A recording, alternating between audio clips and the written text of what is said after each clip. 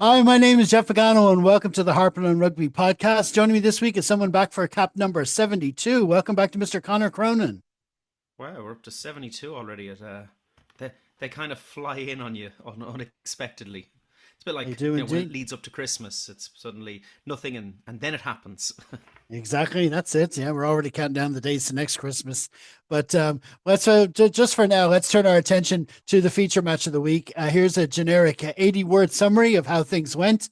Leinster beat Connacht 52-17 after a dominant second half at a freezing Aviva Stadium. Early tries from Dan Sheehan and Charlie Tector set the pace, but Connacht rallied to lead 17-14 before Stan Prendergast edged Leinster ahead at the break. The host exploded after half-time with Brian Deeney, Tommy O'Brien, Tector, and Joshua Kenny finishing an 8-try display. Prendergast's control and Leinster's tempo overwhelmed Connacht as the home side powered past 50 points. Now, obviously, we'll be going into a little bit more detail than that. And on our previous show on Friday, myself and Kigo talked about how, after all the criticism of Leinster's attack at Thomond Park, this was a match where we really needed to show that we did have some kind of a strategy with the ball that worked. And, well, Connor, does the final scoreline tell its own story? I think for the most part it does.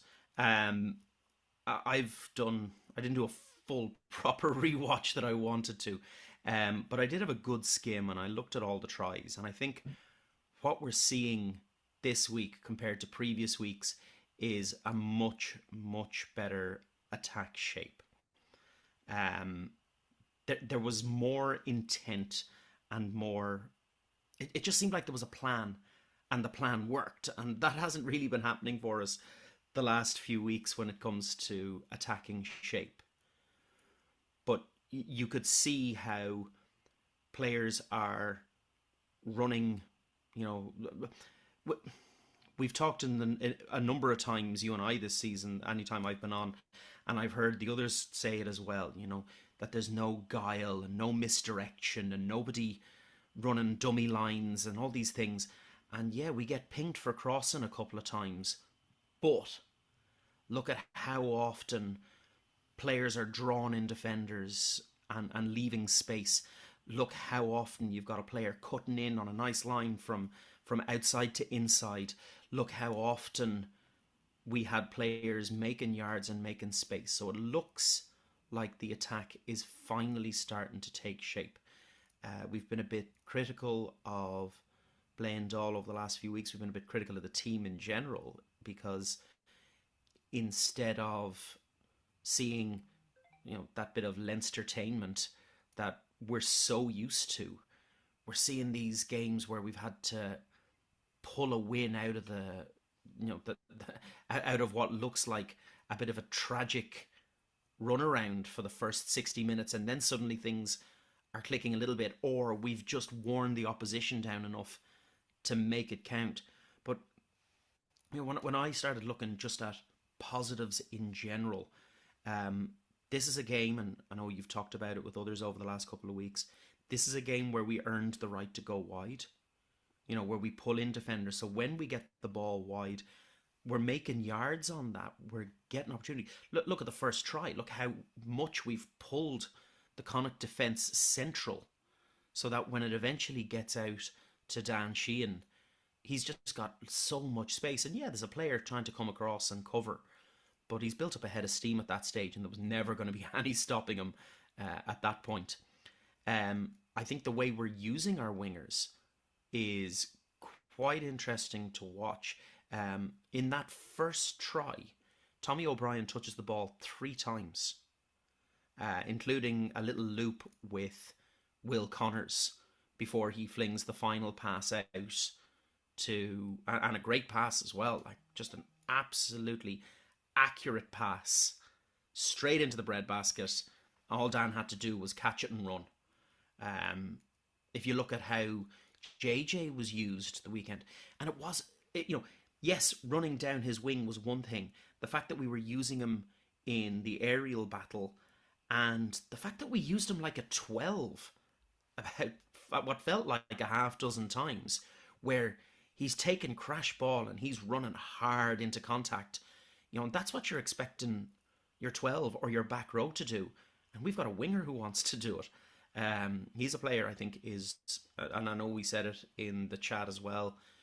He's a player playing his way into a European appearance. Um, Maybe not next weekend, but certainly the weekend after.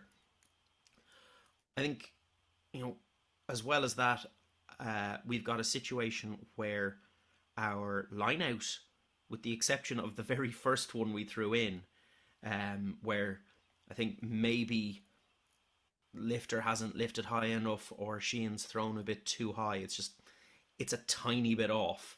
You know, you can see fingertips touching. But aside from that one, we seem to have quite an accurate line out. The scrum was a lottery. Referees don't know what's happening.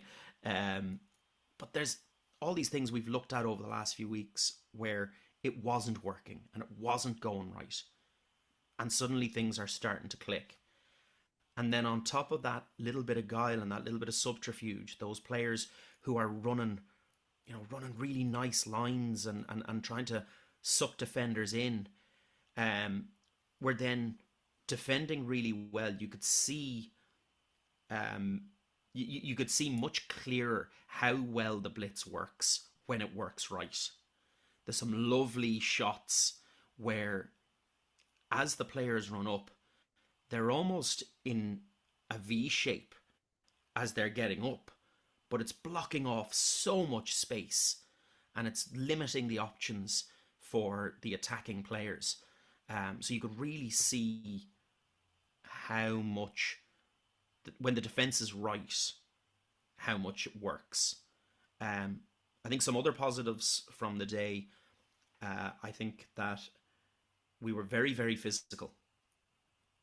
Sometimes to our detriment, we were a bit physical, trying to go looking for things that we didn't need to. But the bit of physicality and a bit of dog in players and the response when we went behind. Look at how angry Prendergast was as he scored. You don't want to be angry scoring. You want to be celebrating the fact that you're scoring. But he was, it's like, yeah, it reminded me in lots of ways of Sexton's first try in the Northampton game in Cardiff. It just had that same sense of, we are turning this game around, lads. We are not going behind. We are not staying behind. We are making this something that, we're making a statement today and we're making this game work. And if you look at how Sam played in the first half versus how he played in the second half, I think his own mindset shifted a little bit there. It looked much more like the Leinster we paid to go and see. Yeah, I mean, what we were saying after last week was that, I mean, I don't know how many times I've said this in the history of this pod, but with all due respect to Connacht, a game in Thomond Park one week is going to be different to a home game to anybody, but especially a team like Connacht the following week. They are different. You have different approaches to them, especially from Leinster's point of view. What happened in Croke Park? That was they had a specific mandate there just to go down, get the win by any way. I don't really think that you could take Leinster's attack from that one game and extrapolate the rest of the season from it, because that was a specific remit, I think, down there. But that said, had they had a stinker on Saturday, we would have to expand the conversation and say, this doesn't look like we do have a plan. But what happened against Connacht was, I think we saw what they were trying to do. I agree with what you say about earning the right to go wide. I think what's interesting about the way we've been doing it is, one of the things we do to earn the right to go wide is go wide the other way first. We got it's literally coast to coast. We go to one end of the pitch, and if nothing's happening there, they quickly, with missed passes, boom, boom, maybe just two passes, and it's gone the other way. You've got a fast winger on the other side, or even someone like Dan Sheehan holding his width on the far side, ready to attack on the other side, and that's worked really well. And we saw the space being created, and we've known that we can do it. We know that this is an attack that can work. And on top, and and the other thing about what you mentioned about things like those kick passes into the corner, and Sam did a behind the back thing. I'm all for those, but what I liked about this game is that we were doing them when the bonus point was in the bag. We were in the first half. We were sticking to our regular attack plan. Now, obviously, things did go south for a little while. We'll talk about that later. But like you said, we straight from the kickoff, when we went behind, we locked in, and this is something that we got used to over the past 10 years. Leinster doing all the time, conceding a score, and literally from the kickoff refocusing and getting a score. And it was great to see that back again. That